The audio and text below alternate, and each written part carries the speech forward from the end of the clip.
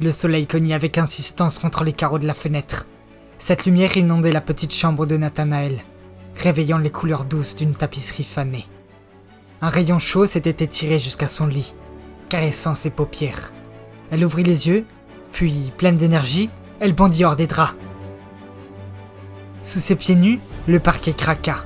L'air était déjà chaud, chargé de promesses estivales. Dans la cuisine, elle alluma le vieux poêle, sortit 2 œufs frais, une tartine de pain rustique et son éternel pot de confiture. Le tout accompagné bien sûr de son indétrônable bol de chocolat chaud. Elle riait, ce matin-là, en pensant à ceux qui, des années plus tôt, lui glissaient d'un air taquin qu'avec cette boisson d'enfant, elle ne grandirait jamais vraiment.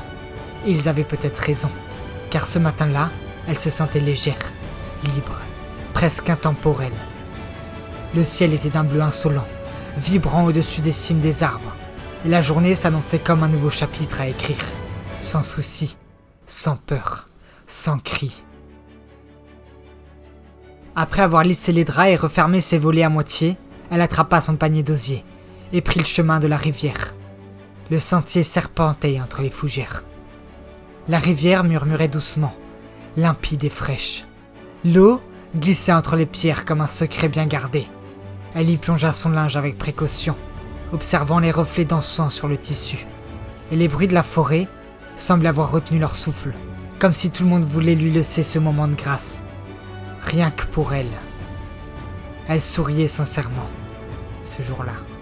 Depuis combien de temps n'avait-elle pas ressenti son cœur aussi calme, aussi paisible ? Le poids du passé, des années silencieuses et dures s'était envolé dans la nuit, comme balayé par un vent bienveillant.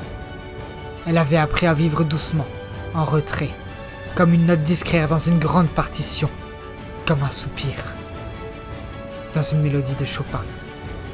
Elle cultivait ses légumes, cueillait ses champignons et réparait tout ce qui cassait. Une vie simple, mais plus sûre. Enfin, pour elle. Les heures passèrent, en silence, rythmées par le bruit des pages qu'elle tournait sur sa chilienne, cette vieille chaise en toile, qui trônait sur sa terrasse en bois, face à la clairière. Le soleil chauffait ses bras, l'air embaumait la terre sèche, et le vent, quant à lui, portait avec lui des odeurs de sève, de bois et de fleurs sauvages. Puis, une goutte, froide, insolente, sur le paragraphe qu'elle lisait. Enfin, survint une deuxième. Le ciel avait basculé, d'un bleu éclatant à un gris charbon.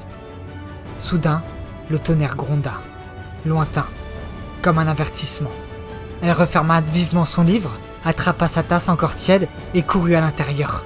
À peine eut-elle franchi la porte que la pluie s'abattit avec fureur, martelant les tuiles et les vitres, ruisselant sur le bois de son perron. Le ciel rugissait comme un fauve blessé. Le rideau de pluie effaçait le paysage, transformant son petit coin de paradis en un théâtre d'eau et de bruit. Et soudain, un tambourinement, sec, insistant, frappa contre la porte.